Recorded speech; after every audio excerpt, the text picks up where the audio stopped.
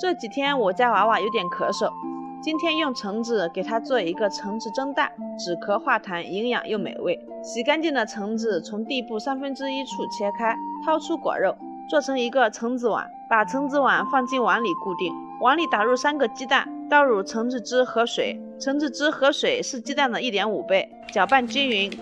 过滤到大碗里，滤掉浮沫和橙子颗粒。过滤好的蛋液静止10分钟，倒进橙子碗里，盖上盖子，不要倒得太满，防止溢出。凉水上锅蒸20分钟，蒸好的蛋看起来比较嫩滑，放上1颗提前泡好的枸杞点缀，漂亮美味又健康的橙子蒸蛋就做好了。冬季是宝宝最容易感冒的时候，吃药打针增加宝宝的痛苦不说，对宝宝脆弱的身体也没有很好的保障。食疗比打针吃药更安全健康，见效也不比西药差，心动的宝妈们赶紧试试吧。这里需要注意的是，发热的时候不适合做给宝宝吃，发烧不宜吃鸡蛋。